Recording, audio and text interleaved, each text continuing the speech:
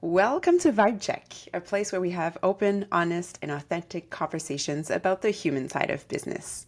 Our goal here is to help you achieve better business outcomes with people-led initiatives. And to get there, there is only room for real talk and genuine advice. No sugarcoating allowed. So what's a vibe check? Well, put simply, it's a phrase for asking, how are you really doing? That opens the door to meaningful conversations between colleagues, professionals, but most importantly, between human beings. My name is Julie Jeannotte, or JJ for short, and I am your host for Vibe Check. My mission in life is to help organizations understand the value of placing their people at the heart of their strategy and their business.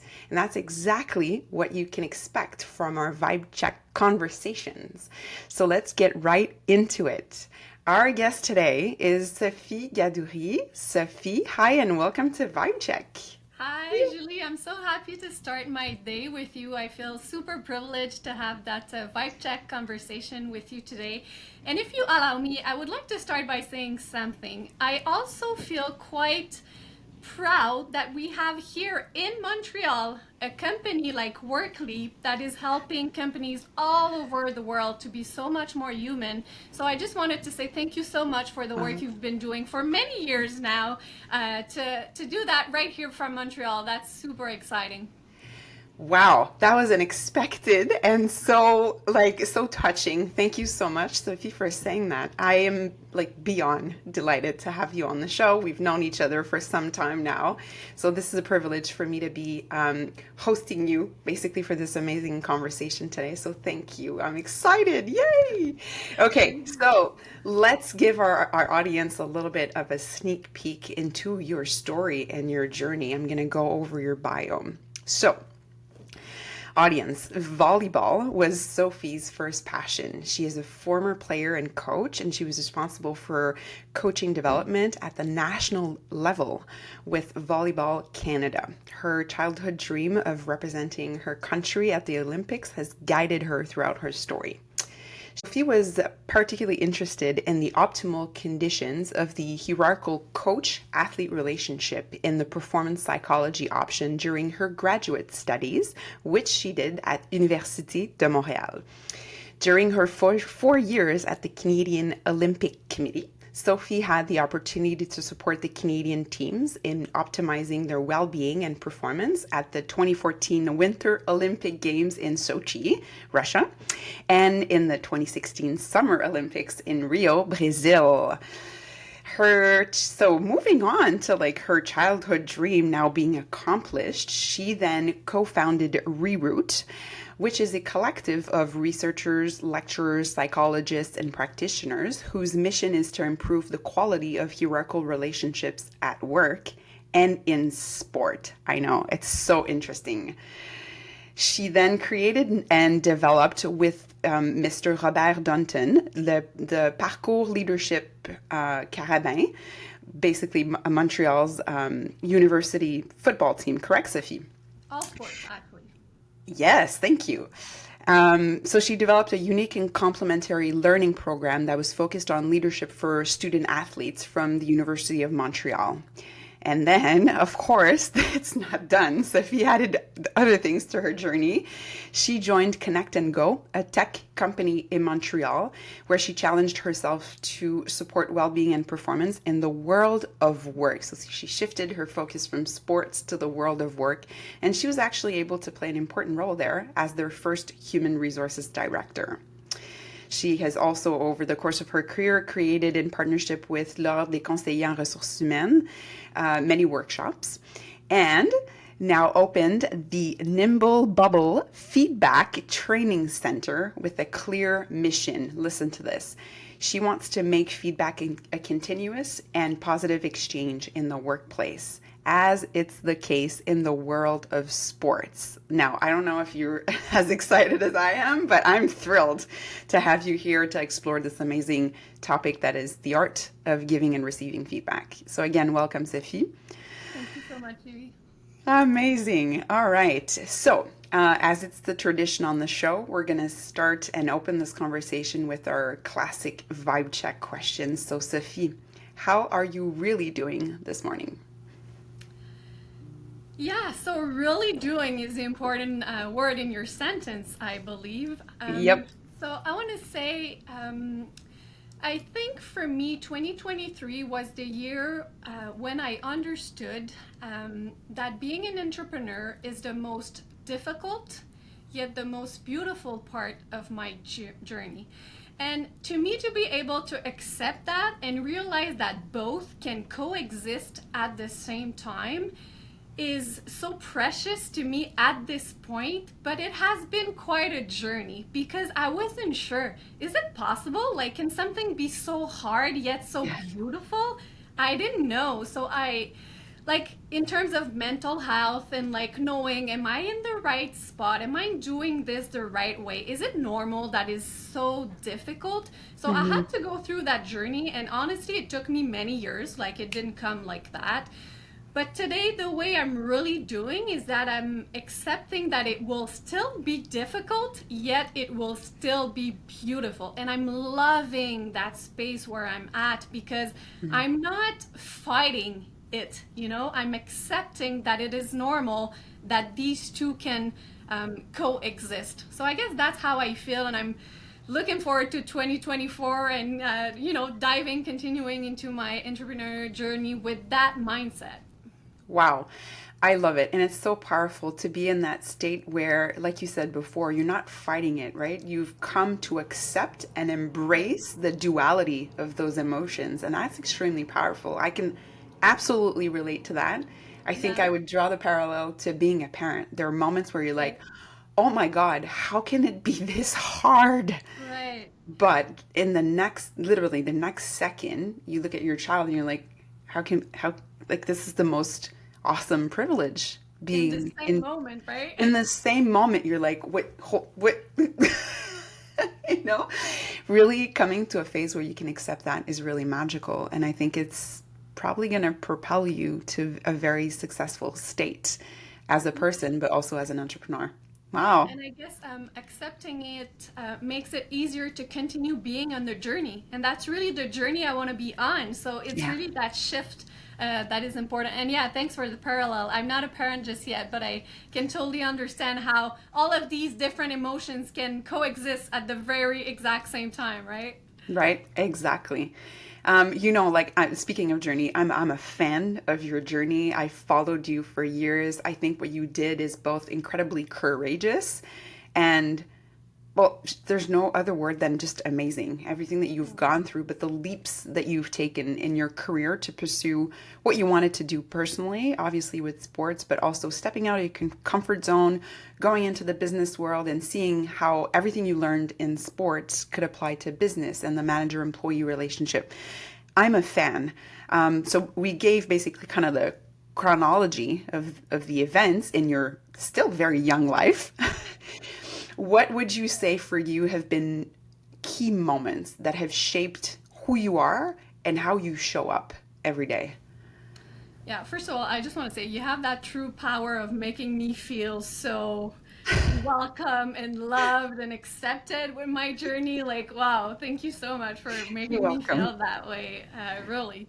I mean So it. yeah, I'm really loving that first question because I guess one of my favorite quotes of all time is from Steve Jobs when he mentions that we can only connect the dots looking backwards. So I'm going to share a couple of dots. Yet, when I was younger, I didn't know those would be dots in my journey, right? No. So, you did mention courage, leap.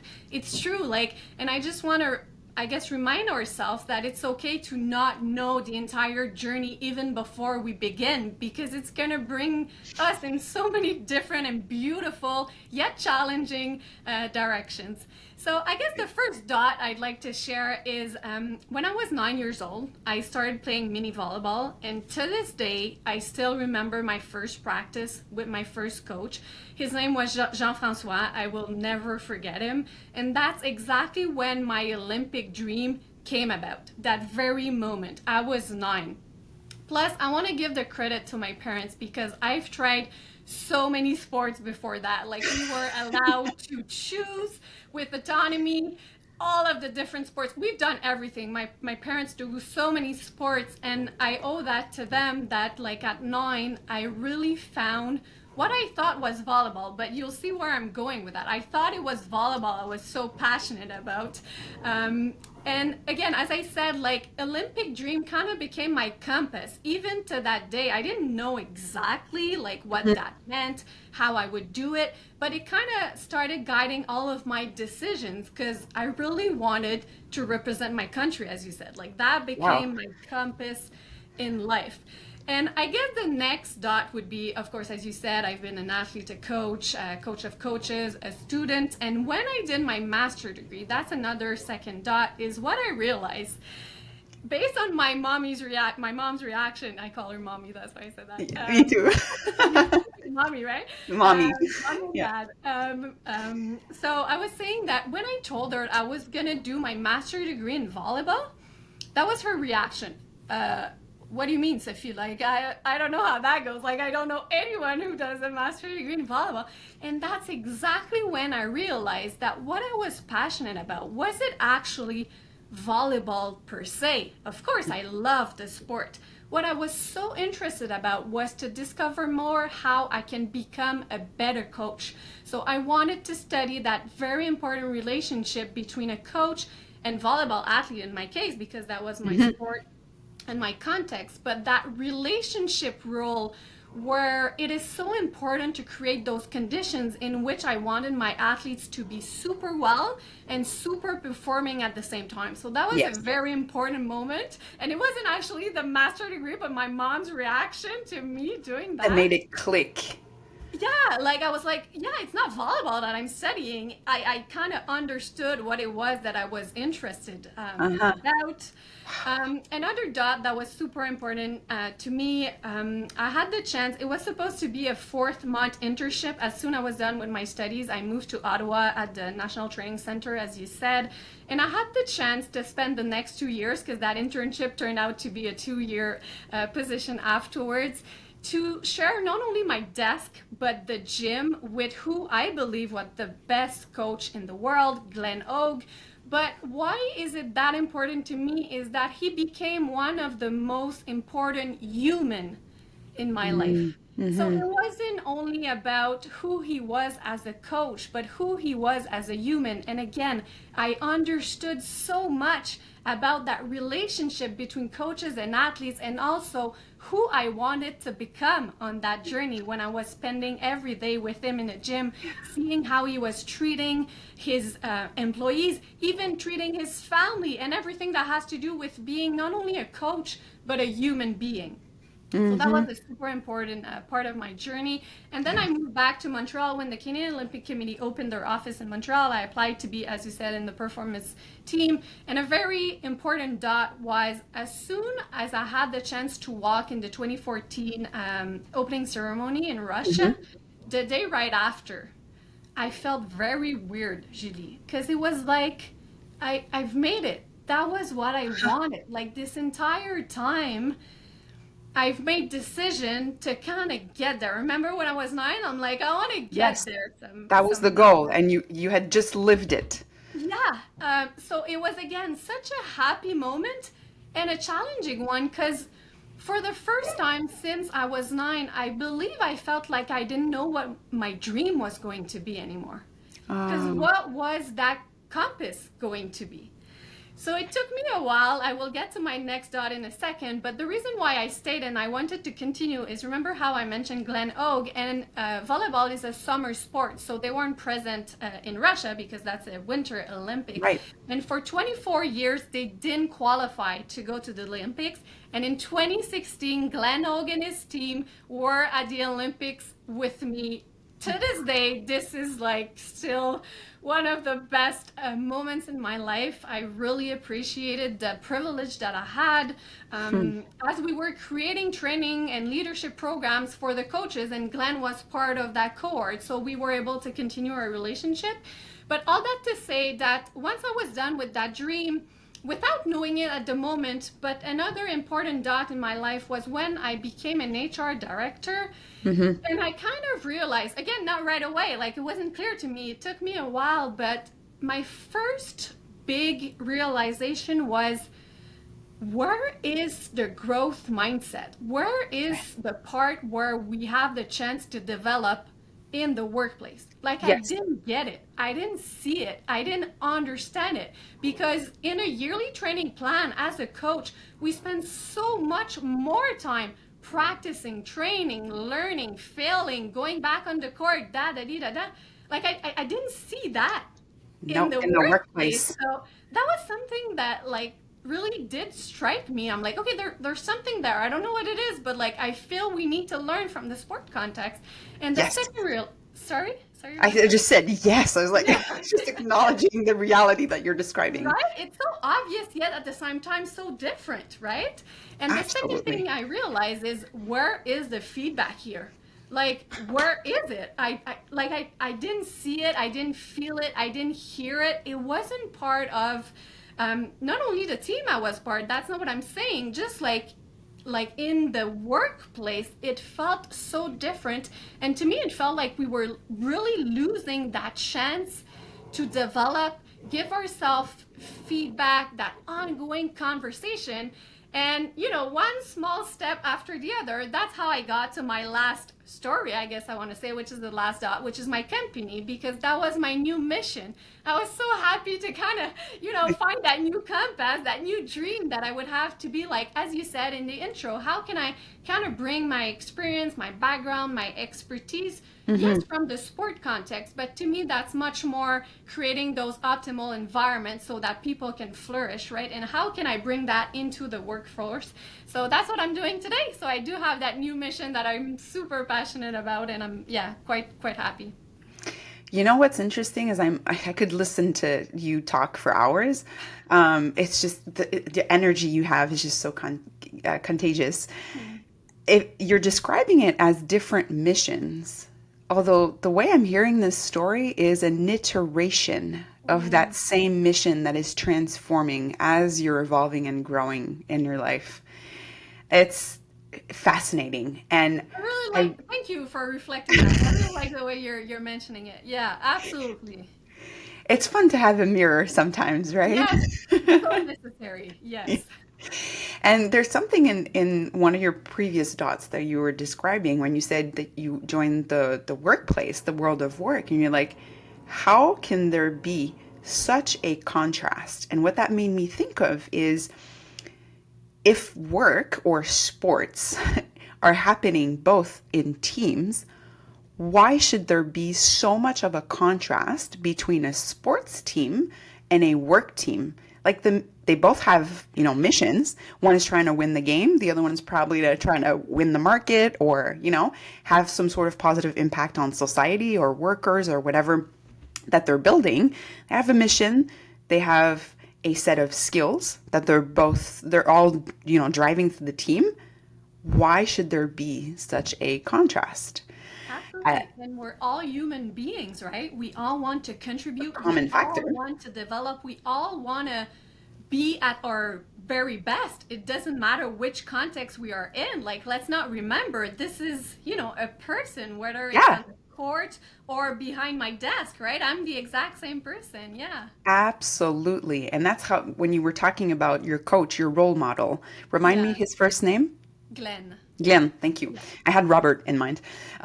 Glenn, how you described him, basically like what made you want to follow him and, you know, have him be such a role model in your journey, in your career, was who he was genuinely as a person, how he showed up for his team, but also for you or his employees, and his family was the exact same thing. And I bet you probably a very genuinely caring person who wanted to do right by all of his people, 100%. right? Yeah. You're right. That's the common element of being a genuinely caring human. Yeah, and Um, how he was making other people feel, whether it was me, an employee, an athlete, anybody on his team, right? He was taking care of all of those human beings. Absolutely. Yeah. I love saying that all the time. There's a saying that says people won't remember what you did or what you said, but they'll remember how you made them feel. Yeah, And I see, actually felt to it this when I said to it. this day, I know you were talking about him earlier. I had shivers. I was like, Oh. this goosebumps. That's exactly you know the feeling that it generates. And we remember these people when we look back on our lives. We'll remember these people and how they made us feel very special. Okay, so let's dive in. We've been kind of like brushing the subject since the beginning of the conversation. I'd want to hear you on some of those parallels that we can establish between a sports coach and a manager giving feedback to their team members. Yeah, as we said, it feels like these two roles are the same to me, and maybe it is because of my sport background, but as you just Yeah. said it, right, Julie, like they are the same. They just exist in different contexts. So I guess the first thing I'd like to mention is not even related to feedback, because to me, it's even like, what's the foundation? And we've been talking about that when we are making any reference to Glenn, is like, what kind of environment are we creating both as a leader and as a coach? So to me, again, for the feedback to kind of taste good, if I can put it that way, Yeah. it needs to live. Is that okay in English? Yeah, it's well to land maybe properly or yeah. Thank you. Yeah. Maybe that's better. Thank you for that. Yeah. It needs to live within an environment that is optimal. So to me, that's the role of both a coach and a leader, to create that environment in which, as we said it before, both employees and athletes are going to feel cared for. We mentioned that before. We're going to feel Yes. connected to our leader. We're going to feel like our well-being matters, not just as an athlete or an employee, but for As the a person. person that we are. That's an environment in which we feel autonomous as well. We feel that we can really be who we are. We feel that our perspective and then our emotions as well are welcome, are acknowledged. We feel that we can make choices. And that's also an environment in which we are competent. So we feel that we can actually contribute. We Yeah. can achieve the goals that are being presented to us. We can develop and we can make mistakes, and that's going to be okay. And that's a totally different environment than in one in which either a coach or a leader chooses to be in a position of power and is going to control and impose stuff on Yes. his or her team. So to me, that's even like, that's the foundation that we need even before we actually start to give feedback, either as a leader or a coach, as I said. Agreed. The other parallel that I see is, I think it's very optimal if we are able to adopt a growth mindset, both for ourselves as leader and for our athletes or employees. What I mean, firstly, by ourselves is, some of the time, or maybe I can even say most of the time, leaders or coaches are expert in their field. So like Yes. technical experts, right? In their field. And even if they do have the best intentions in the world, it might not be that easy to deal with the human side of things. So for us to be able to accept that, as we were talking about accepting before, and understand that we're going to be on a learning journey to develop that expertise with humans, I feel is a very important step before getting started at, okay, how am I going to give feedback, So that's another Right. layer of the foundation that I see that exists for both coaches and leaders. And what I meant by a growth mindset for their subordinates as well is, it feels like, so for example, if I'm about to give a feedback to my employee and I remind myself that, what if the person acted that way or did something in that specific way because they didn't necessarily know how to do it differently? Yeah. Well, my feedback is going to be so different than if I have a fixed mindset and I'm just going to tell that person, you didn't achieve this, that was the problem, I'm blaming you, things need to change. Yes. So just like adopting that mentality that, mistakes are What if? part of the learning. Sorry? I was just gonna say, what if they didn't know? What if? What if they didn't know? I love that. Yeah, like what if? So if we are able to take a step back and put ourselves into that position of being like, well, I need to be an ally, whether I'm a coach or a leader, is the same thing, an ally to that person, because I actually want to help her achieve the goal. Like not be in that fixed mindset and seeing the problems, right?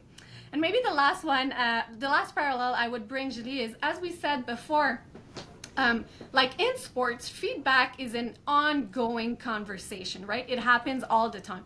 Can you imagine a coach who's going to give his Olympic swimmer feedback once a year, No way. maybe once a year? Like you're going like this, right? Makes no Impossible. It sense. doesn't exist. Yet it does still exist in the workplace. Place. I'm not saying it's easy. I'm not saying, there are so many things we need to do. It's complicated, etc. Yet at the same time, if we think about the importance of having that parallel and getting inspired by the sport context, being like, you know what, that's my role. Why? Because both athletes and employees, what do they want? They want coaches. They Yes. don't want bosses, even if it's not in the sport context. They do want to Absolutely. have coaches. They want to be accountable. They want to have a rich purpose. They want to grow. So that needs to be part of a day to day, It cannot be, conversation cannot be a procedure. It has to be ongoing. So that's the third parallel I would mainly see, and in which I think, again, we can really learn, I guess, and grow, being inspired by what the sport is bringing. Because, again, coaches are in both worlds. They're not only in the sport context. No, they're not. And like I have this image in my brain of this, this swimmer in the pool doing their laps.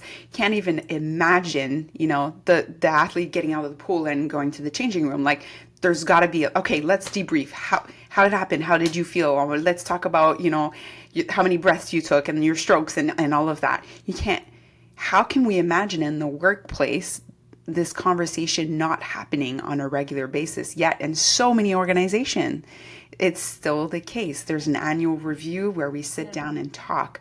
Why shouldn't it be a habit that we built? And we have the mechanisms to support that. Think about one-on-one conversations that are there for Absolutely. Yeah. just that. Yeah. And if you establish that habit, what a world of difference it makes. How can you expect your employee to improve and to, even if they're good performers, sustain that performance and take it a level further and develop skills or expertise or knowledge if you don't give them that attention, if you don't have that conversation? Absolutely. And I guess It's that's why we're crazy. kind of part of the same journey because we do want to Yeah, contribute, right? We are seeing that, exactly. yes, Same we want to mission. do our small part in contributing to kind of bringing that new human side of things to our different organizations. Yes.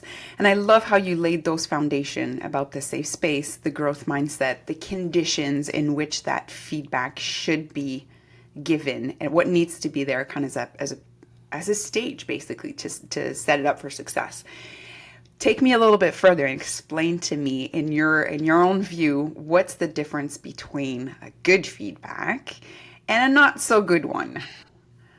Yeah, right. That's a good That's the one. question, right? Okay, so I think I'm going to try to take this one from the perspective of reminding ourselves that the quality of a feedback depends on the impact that it has on the other person. So we're going to True. take the posture of that other person when we, if that's okay with you, when we're Oh yeah. proposing, like what does it sound like? So the first possible outcome in that situation would be that the feedback would be just right away rejected by the person who receives it.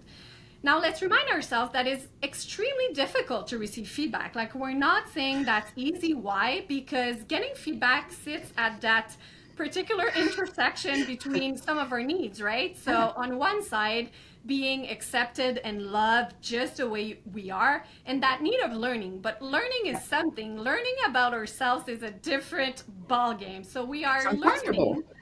Sorry? It's uncomfortable. It is uncomfortable, absolutely. So we're learning that the way we are is not exactly perfect and not exactly what others expect, or we're going to need to make some changes, etc. It's not easy. And that's the reason why more than 50% of the information that is shared in a feedback is just rejected. So it's never going to be used. It's not going to be acted upon. Nothing will be done. So I'm sure you can hear like, oh, you can hear someone being like, yeah, but I told that person 3 times already. Yeah, but how did the person react? Did the person reject the feedback? So Yes. that's a not so good feedback. Let's put it that way. And we're going to look at what that could sound like. But for now, let's remember that we are not the one deciding the impact. The person receiving it decides.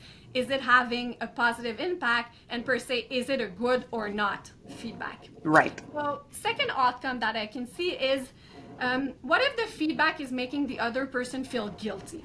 And I think that happens very frequently. Sorry, that's an easy word for me, because most of the times we believe that what we have to do when we're giving feedback is gonna be like, you missed it, you didn't accomplish this was done the wrong way, you did this, I told you many times, this needs to improve, you need to. But this, how is that helping? We're talking about the past and everything that was done wrong in the past. Now you're asking me to be better, to perform, to go quickly, but I feel so heavy, like there's a weight on my shoulder, like I'm feeling guilty. I'm like, whoa, like all of that I didn't do. That's a not so great feedback, for sure, because you're wanting the person to, move closer to the objective, but you're kind of pulling them away from it in the other direction, even if that is not the intention. Again, I'm saying it's not easy to do, and most of the time we are filled with good intentions. Again, maybe the other person is not receiving the feedback the way we would like it to be received. So now let's look at the third and final outcome, which would be, what if we are giving a feedback that's going to make the other person be motivated to act? What is that? So that's completely different than rejecting one and feeling guilty, right? That's a totally different reality. So that's a feedback that we know with science that promotes autonomy.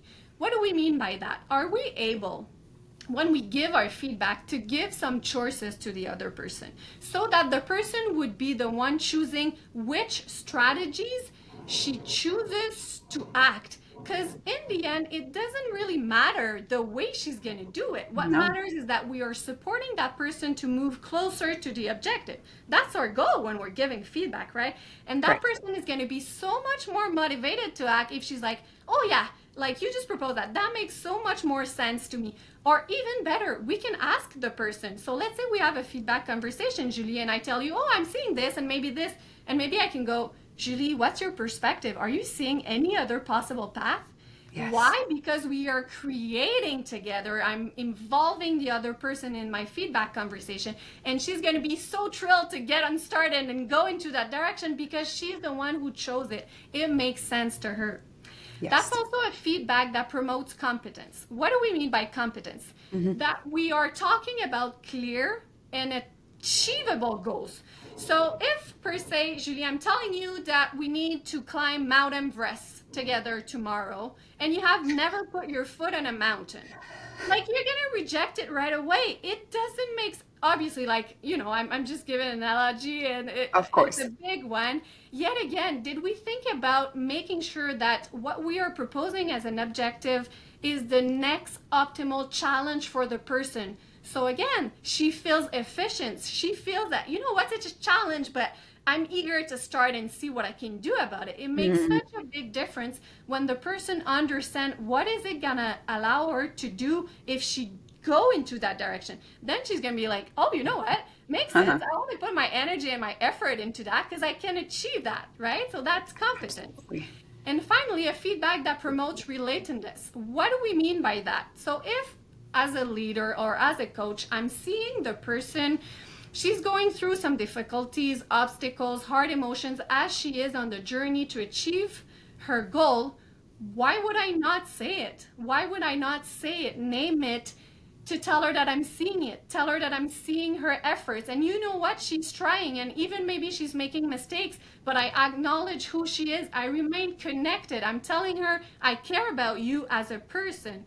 And no, that is not being soft. That is not putting on some white gloves. Is that the same expression in English? That's not it. That's making sure that I feel connected to the person, and the person, more importantly, the person feel connected to me, even if we are talking about a change that needs to happen when I'm giving the feedback. So I don't know if you could see how these are totally different worlds in terms of feedback as I'm receiving it, the posture of the person who's receiving it. And when you think about it, she's the one who has the power to decide what she's going to do with it. Because it's one thing to give the feedback, but I mean, what's going to happen afterwards belongs to her. So what we want to do is make sure that person is motivated to go and act. Wow. Like that, I feel like we just got a crash course in like 10 minutes as to how to give effective feedback. What Thank do you you for think? those What tips. stood out for you, or what are you thinking? What stood out to me is how basically your recommendation boiled down to meeting the person where they are. Oh, that's beautifully Both, said. thank you. I'm just like reflecting what you said. Yeah, The but you credit have is the yours. words to express it.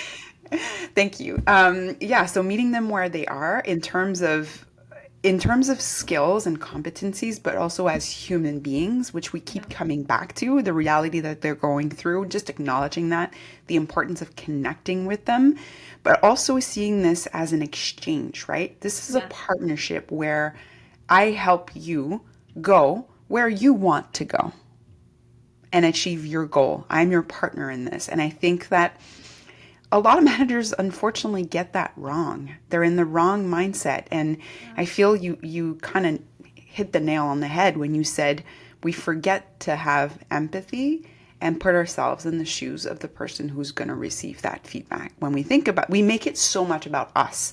I Yes. have to say this, I have to convey that message. It is my job to really, your job is to help that person. So connect with that for a minute. Don't assume. Ask the what if question. That is so, so powerful because we Yes, often think we hold the truth, but we don't. We don't know the other person's story. and it's not easy for the person given feedback. Like I just want to make sure I'm going to say that again. Oh, Obviously yeah. it is a very difficult and stressful thing to do. At the same time, the way you just put it, when you're thinking about the person who's going to be receiving it and being like, my goal again as a coach or as a leader is, I think you said, to bring the to help her go where she wants to go. That's beautiful. And Yeah. that's exactly my not new mission, because you said it's my old mission. I'm loving it. My mission is to change the reputation of feedback in the workplace, because everything seems so negative when we think about feedback. But the way you just put it is like, wait a second, I want to be part of that. Like, I want to Of do that course. both with my athletes and my employees. That sounds so fun, right? So that's just a new way of seeing it. It's a new mentality, mindset, etc. So yeah, just love the way you phrase it. Ah, well, thank you for inspiring it. Tell me, like, there's always we see people who are just naturals, right? They have it in them to give really good feedback, probably because of who they are as a person. I feel it's their DNA. I'd love to hear you on it. Like, do you feel like some managers just don't have it? And is it something that is like innately you're born with it, or can it be trained? Okay, I feel I want to give hope to everybody here. So I'm going to take it Yes. from that perspective.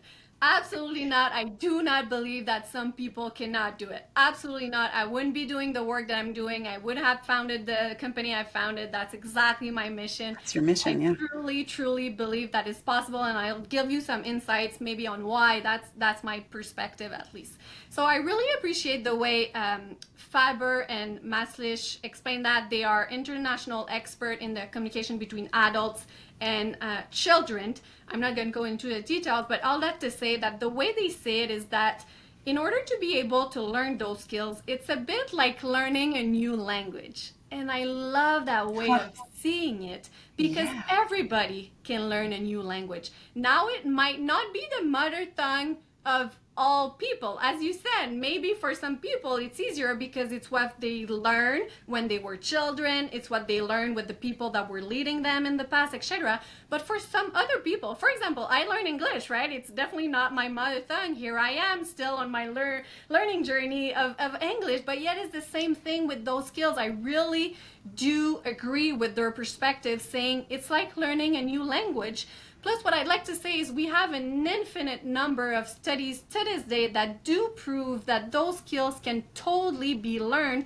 And all of that research has been done in so many different industries, Julie. I was talking about adult with Hmm. children, but we Hmm. have proof with doctors and patients, teachers and students, leaders and employees, mommy, daddy, and children. You know, it's all the same skills. And that's a great news, by the way. Another one, because I wanted to give hope to people. The skills that we are learning in the workplace advice, do apply at home as well. So that's great because you can actually, Totally. again, we were saying it's the sport context versus business context, same skills, same thing with the family context. And I guess maybe I'll just share one research that I particularly like, and it did strike me, and I'm still kind of using it on a day-to-day basis. It's a research that was done by Dr. Marshall Reeve, and what they've done is in preparation for the 2012 Paralympic Games in London, they Mm-hmm. had two different groups of coaches. So one group was trained to actually learn some skills, among others, to give optimal feedbacks, and the other group didn't get that training. And what they found out, the study concluded that the coaches that did learn those skills did win 31% more medals. That's like, right? Yeah, Wow. exactly. Your face, right? Loving it. That's exactly it. That's why I still have hope. I'm still doing what I'm doing because to me that's such a huge statistics, and to me it's not only about the performance. Yes, Olympic medals, that's great, but more importantly to me, these athletes got the chance to be in an optimal environment, as we said it before. And to me, Mm-hmm. there's so much more to that than, yes, a medal. Again, at the same Yes, time, like, that's the outcome. yes, exactly, you're right. That's like the ripple effect.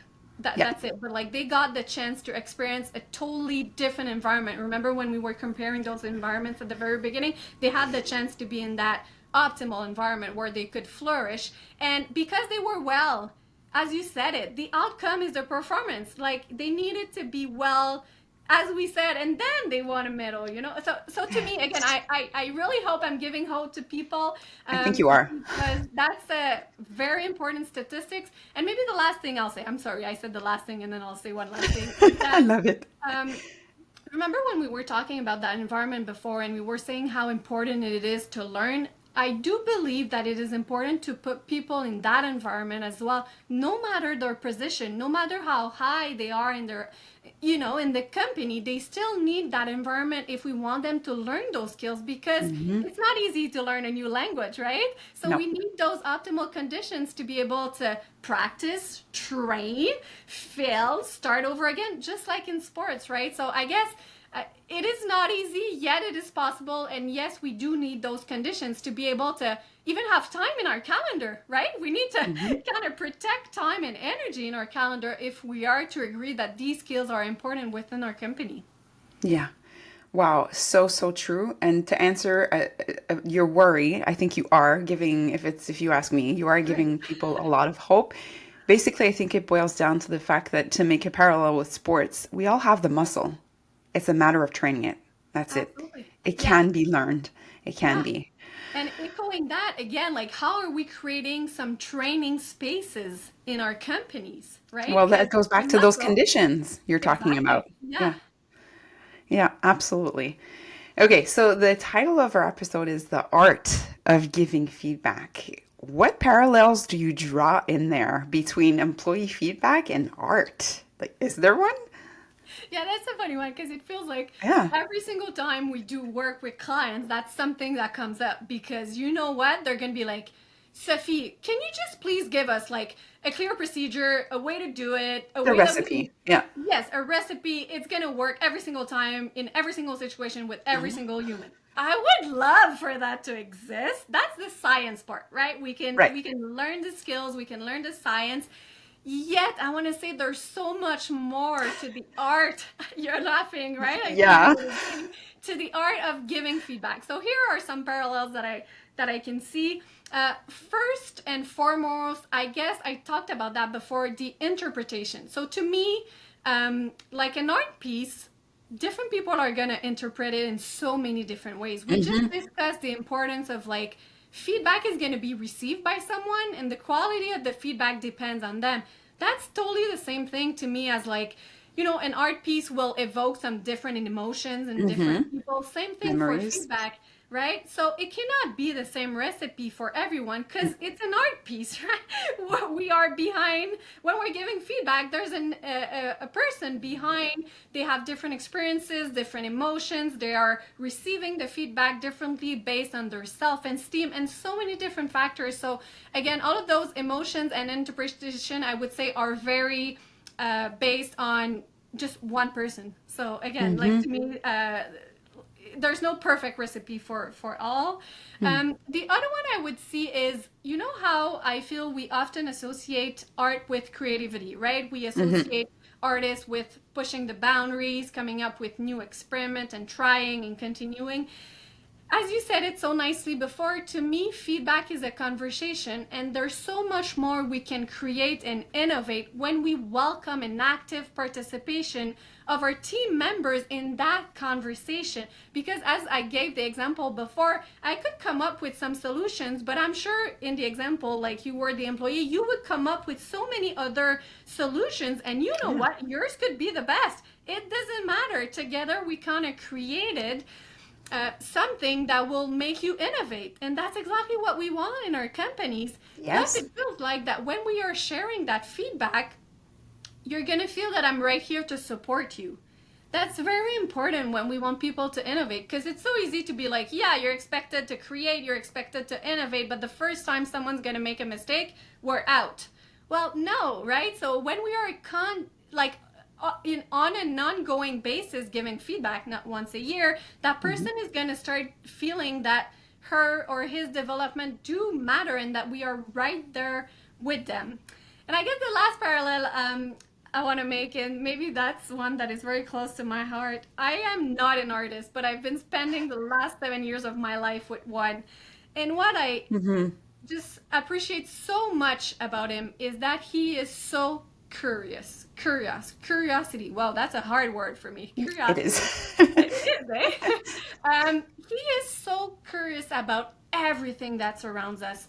All of the concept that he didn't master just yet, he wants to learn more. All of the differences, and like he keeps being on that learning journey, being curious, and he integrates all of that in his heart. And like I find that so beautiful. Wow. And to me, going back to what clients were saying before, can we just have a simple recipe?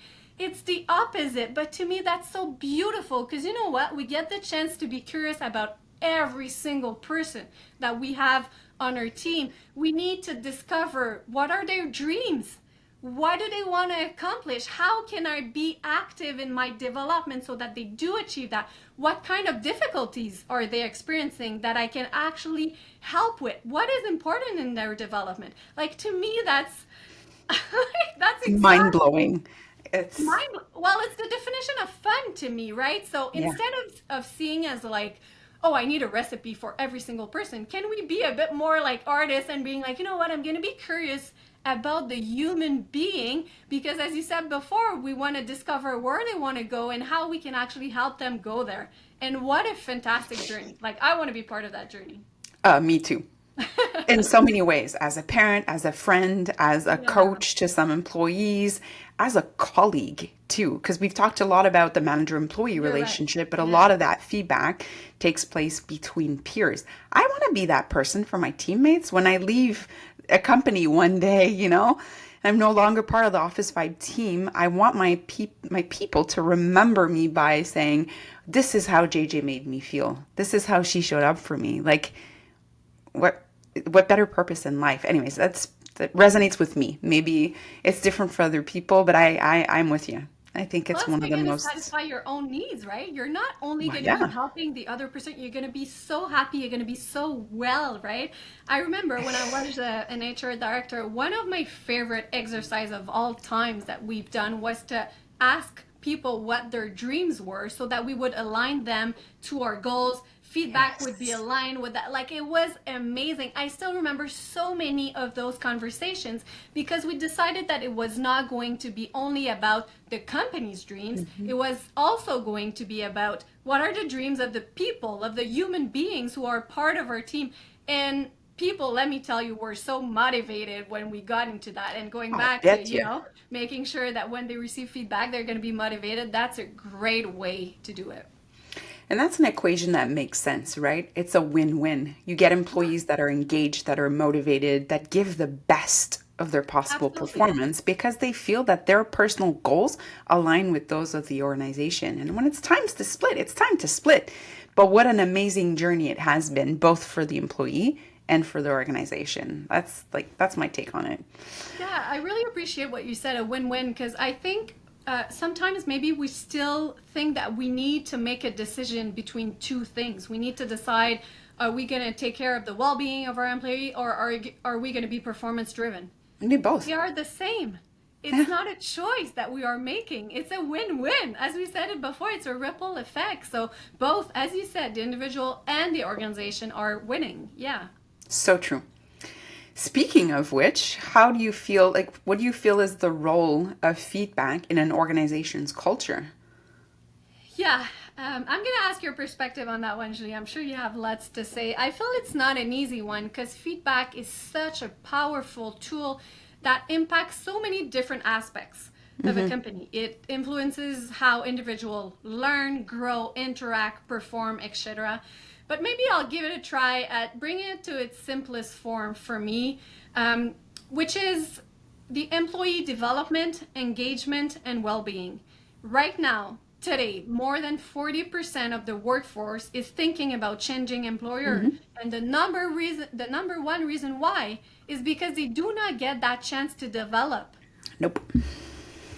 Now, as you said it before, everybody would win if feedback, or if a feedback culture would exist. Why? Because employee would be well, as we said it before, it contributes to their needs.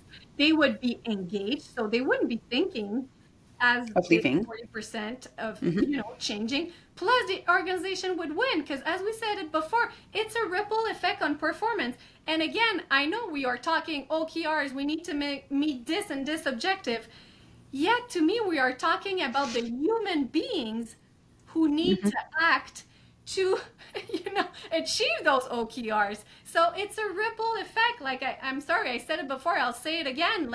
We need to take care of their engagement, their development, their well-being, so that they can take care of, most of the time, what is something that is so important to companies, and that's okay, which is the performance of their company. But they go hand in hand.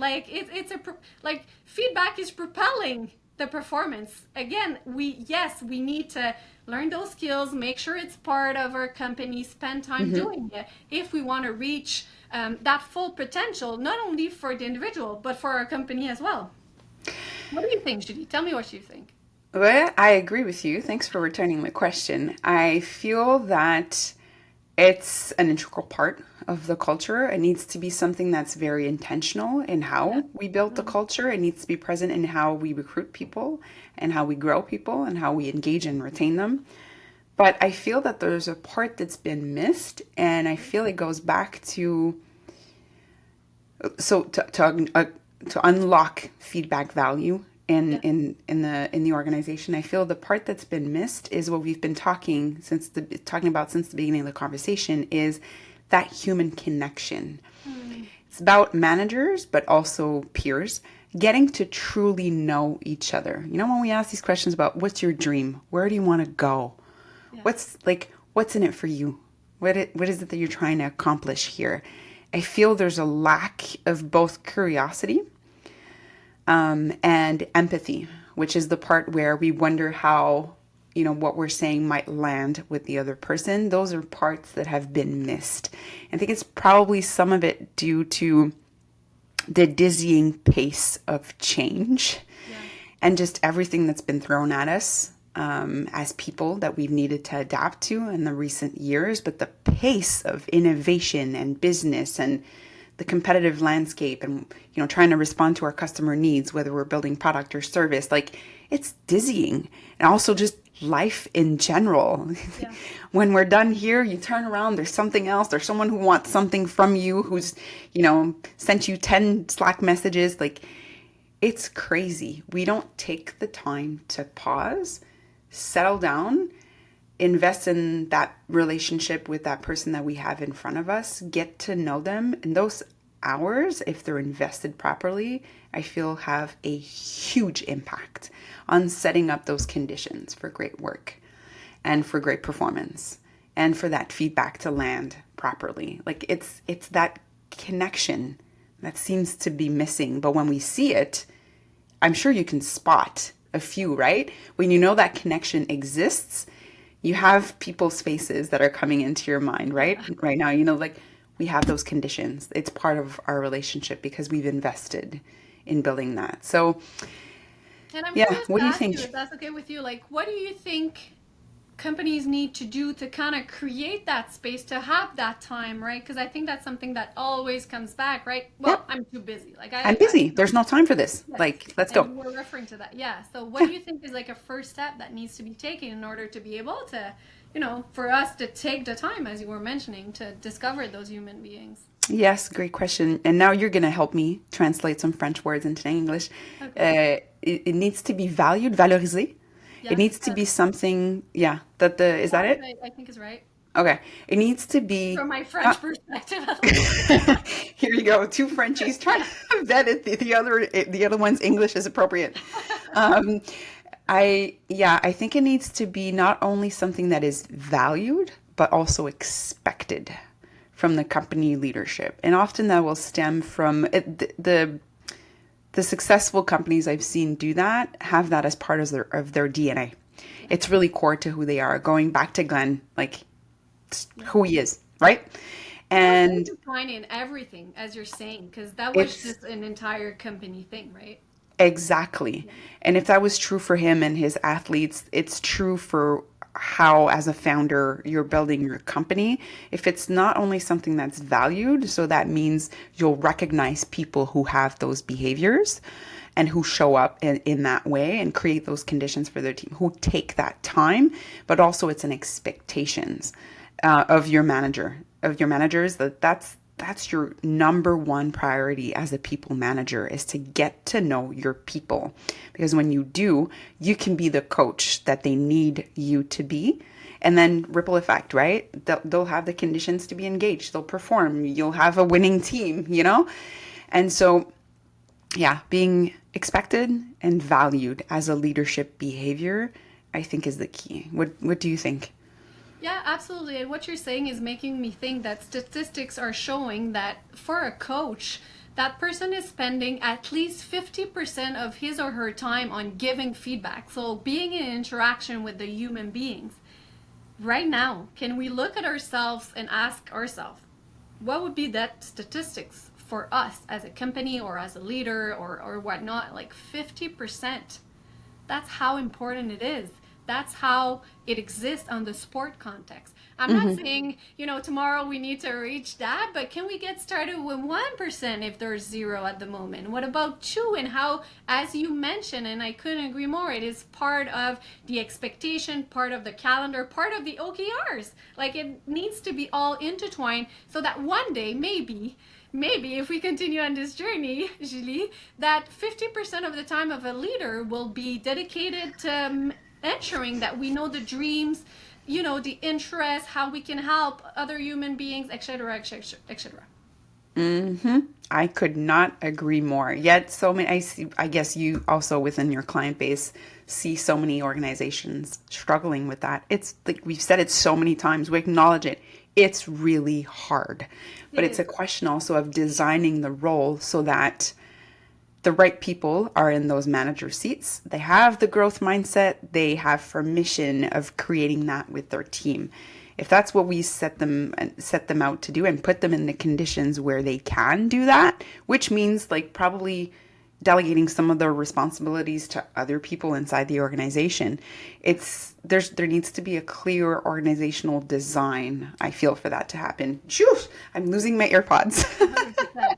Yeah. And it feels like you kind of mentioned how things are changing quickly, and even with the COVID and stuff, it felt that before, um, like as an employee, maybe we were spending time growing outside of the company, like spending time on our passions and learning Yes. and doing some. Right now, it feels like there's a shift. Like we want to grow within the company because we want much more time, to be in nature, to be meditating, to have some quiet time, right? So now, because we are spending so much time at work, we want that growth part to be intertwined. We don't want it to be something completely different. We want to be able to reach our full potential within our own, like, normal working week, I want to say. And that's an important point because Gen Z and millennials that have now entered the workforce, who are going to be larger in quantity as soon as next year, the numbers say they're going to outgrow the baby boomer population. That's what they expect. Work is no longer a separate part of life. Work lives within the life, right? And to your point, we spend so many hours at work. That has to be a place where we There learn has and we to be a grow. place, and even for a person of any age, right? Of any age, Right. everybody has the same needs. We all want to grow, contribute, and be at our best. So yes, absolutely what you're saying in terms of the next generation, and yet we all have those needs. It's just it has Yes. become a reality for everyone. Absolutely. Absolutely, I agree.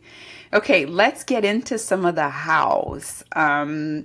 Concrete advice from you as a coach and building this feedback training center. I want to hear you on how maybe someone who's struggling at giving feedback right now can improve. How can they get better at this art?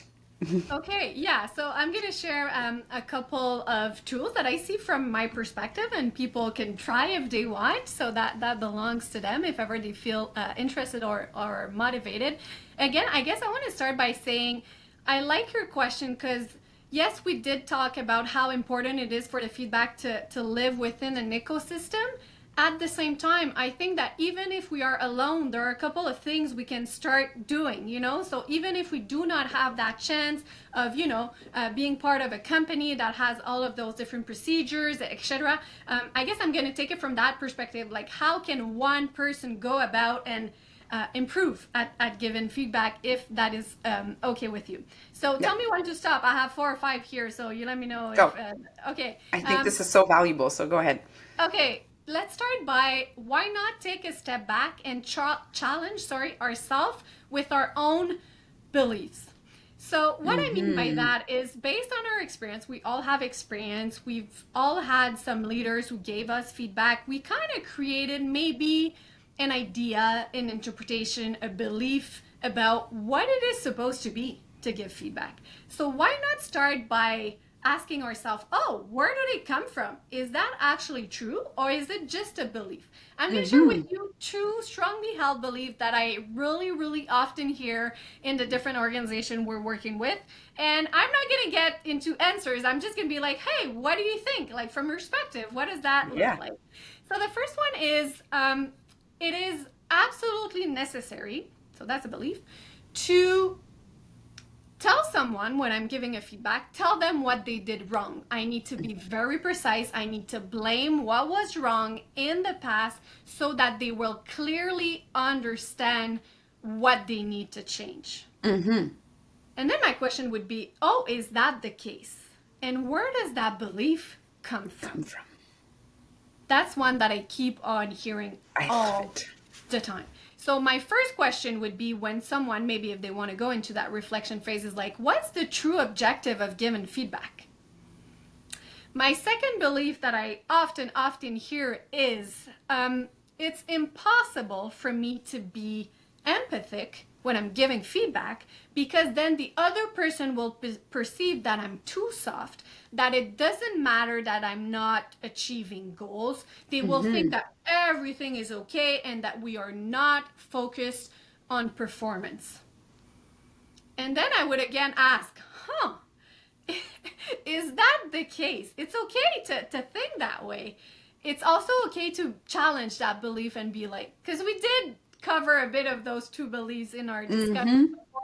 And I think it's a great starting point to kind of challenge what does it mean to give optimal feedback, what's the objectives, and what are the different skills that I need to give that so that the other person, remember, is going to receive it and will be motivated to act.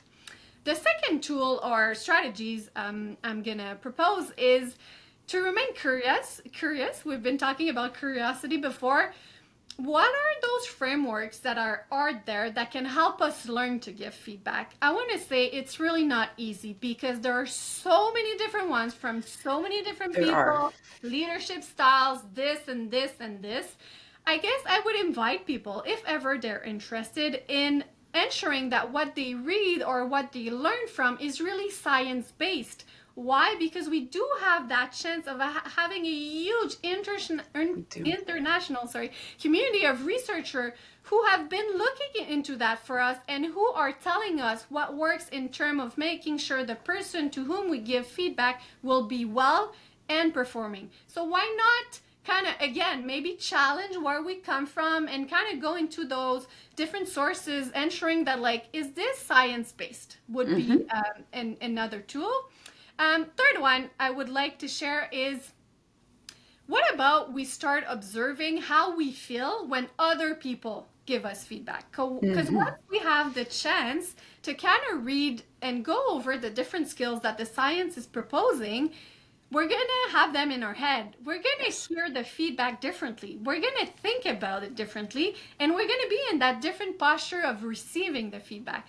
And I'm sure people can learn a ton if they are willing to go into that, reflection mode of hearing the feedback. And wait a second, what is it that she did that I really liked? What is it that I really appreciated and why? Or, oh, I didn't feel good. I'm going to reject that. Like, I don't like it. Why, and it's going to help you kind of create your own practice to give feedback. I think there's a ton of learning that can be done when we take that, the other posture again. Okay, fourth one that I can think of is, again, getting inspired with the sport context. Why not get a learning partner, either in our team or in our company? What I mean by that is, let's say I want to give you next week a feedback, Julie. But I don't know, I want to practice. I don't want to be facing you right away and telling you the feedback and not knowing.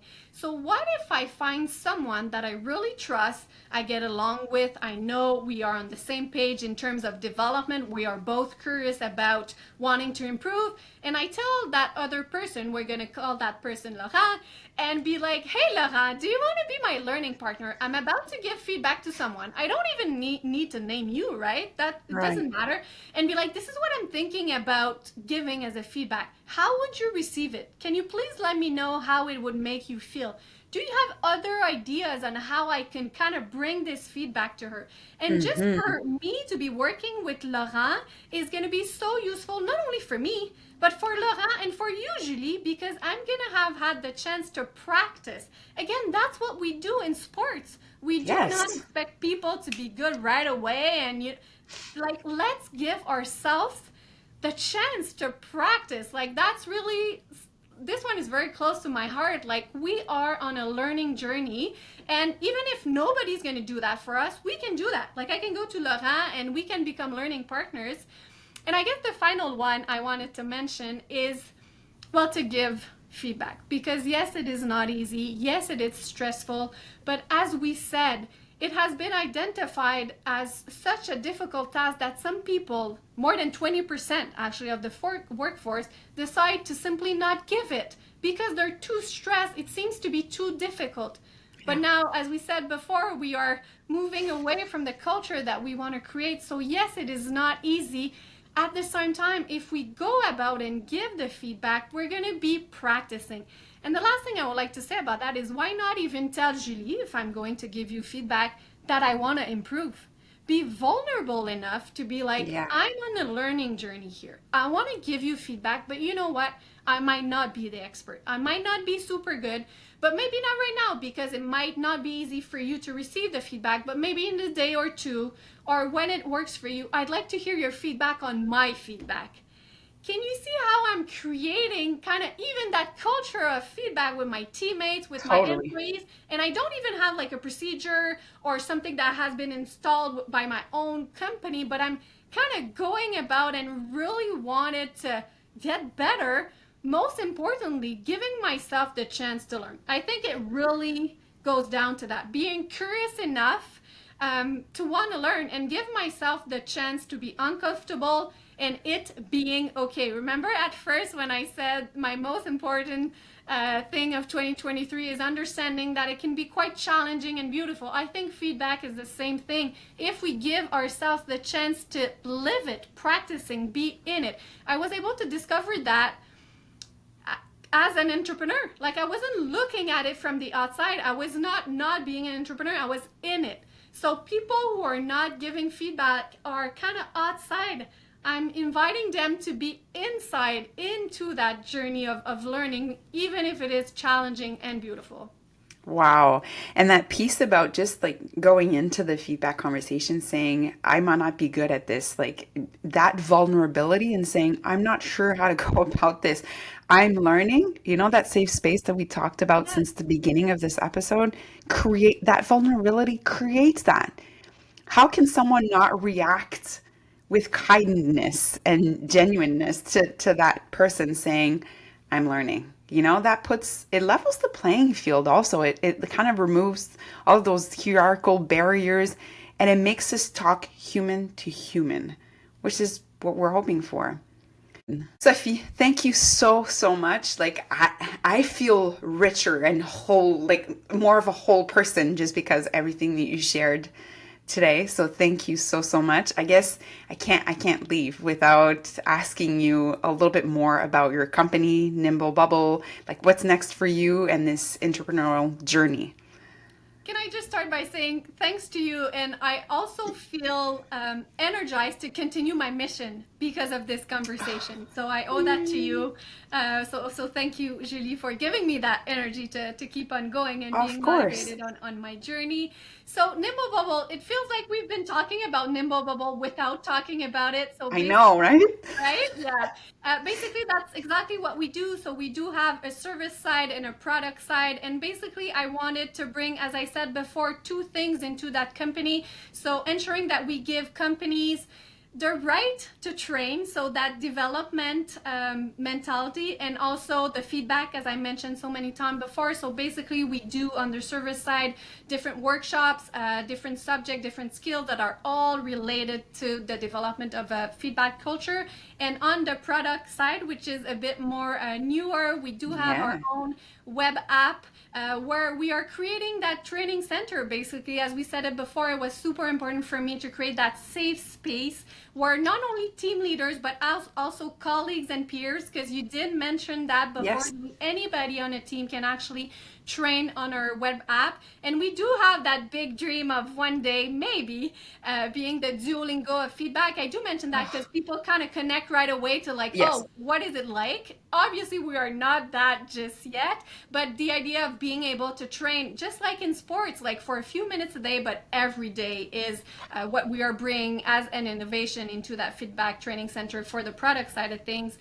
What I'm looking forward to next is honestly creating those more and more personalized journey for people to learn those skills, obviously with the help of AI that is everywhere these days. Yes. We're going to make sure we make good use of that so that we can make sure people choose their own personalized schedule, role. Do they want to go on vacation or not? That's going to be included in there. Do they want to Hmm. train for 30 days? Do they want to train for 60 days? Do they want to train in a different industry than the other one? Like, just for them to choose every single thing they want so that we are moving closer and closer to their own reality. So that's really what's coming up in terms of making sure Wow. we start including AI in there. But again, most importantly, I feel so, so, so privileged that during my journey, I was able to learn from the best. Like, honestly, so much of what I've learned and shared today comes from three people that I'm so lucky enough that are still part of my scientific committee in Nimble Bubble today. So I'm just going to mention them quickly. Joël Yes. Carpentier, Geneviève Majot, and Jacques Forêt. I had the chance to learn all of their skills. Yes, right? Yeah. Big heart. Yeah. I'm still on that learning journey, and what I look forward to is bringing those skills, like everything I've learned from them, to the world. Like, that's really what I'm so passionate about, and every single chance I get at doing that, like I really kind of want to give back what I had the chance to learn. So that's my mission.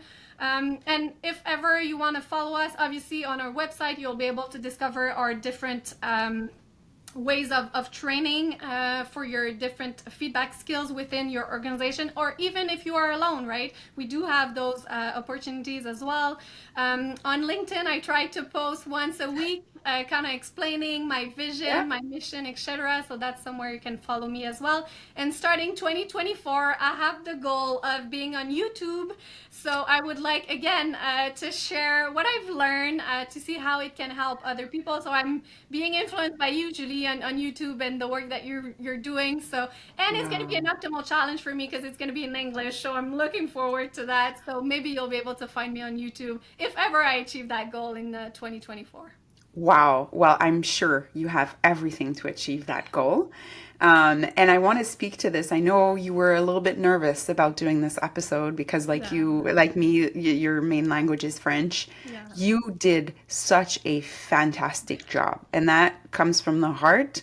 I'm impressed about, with all the eloquency in which you've expressed your thoughts and your ideas, and your energy is so contagious. Thank you so much Oh, thank for you for being mentioning here. it. And I owe that to my parents. They're the one who brought me to school in English. So again, I started by saying that about my parents. I'll finish by saying that. Well, let's close with our vibe check question, Sophie, to leave this episode. How are you doing, really? Yeah, I guess I answered that a couple of seconds ago. It Huh? was really authentic when I told you you made me feel like I'm on the right journey. Like you made me feel like you even connected my two missions. Like you're the very first person to do that. I appreciate that so much. And I really feel motivated to continue being on that entrepreneur journey and giving back what I've learned and hoping that we can kind of bring people towards that 50% of their time is dedicated to human beings. Yeah, that's really what gets me up every single morning. Well, please continue to do so because you are a source of inspiration. So thank you for inspiring me and our audience today. And thanks for being on the show. Thank you again to both you and Laurent for having me.